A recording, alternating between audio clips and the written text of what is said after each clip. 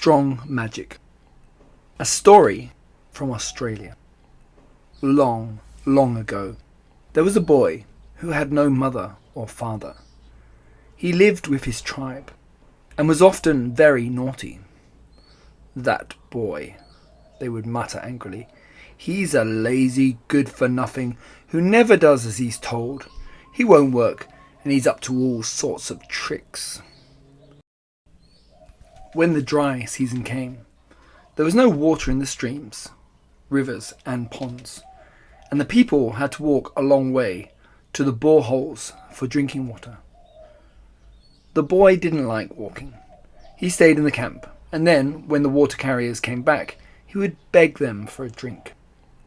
They always gave him one, but soon the time came when they were really angry with the lazy boy. "Go and get your own water," they shouted, and they hid their water bowls. One morning, when the men went off hunting and the women and children went to dig for roots to eat, the boy was left alone in the camp. He played around for a while, but began to feel really thirsty. He looked in the usual places for the water bowls, but they weren't any there. Eventually, he found them hidden under a bush and had a good long drink. Then he thought of a naughty trick. "I'll hide the water bowls where those mean people won't be able to find them. Then I can have a drink whenever I like," he said to himself. One by one, he carried the full bowls of water to a small gum tree. Quickly, he climbed up the tree and hid the bowls among the leaves. He was just putting the last one out on a branch, when by some strong, strange magic, the tree started to grow up and up. The boy clung to a branch as the tree grew taller and taller until it was huge.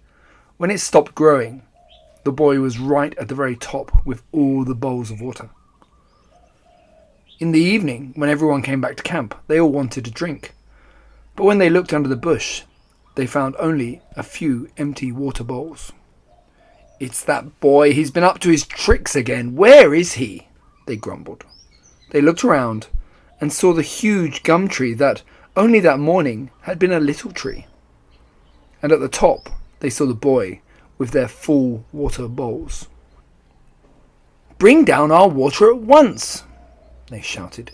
"If you want your water, you'll have to come and get it," the boy shouted back. Two young men began to climb the tree.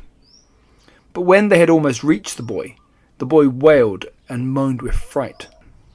One of the men stretched up to grab him, but as the boy tried to get away, he slipped and fell down the tree. Bump, bump, bump, right down to the ground.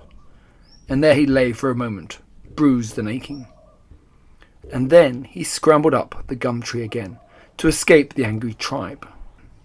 Some people began to climb after him, but by some strong, strange magic, they saw him start to change. Thick fur covered his body. His ears became like black buttons, and his nose black and shiny. He looked like a bear. He had turned into the very first koala. And from that time on, all koalas have lived in gum trees. If they are thirsty, they eat a few leaves instead of going down to look for water. And if anyone tries to climb their tree, they moan and wail, just like that naughty little boy.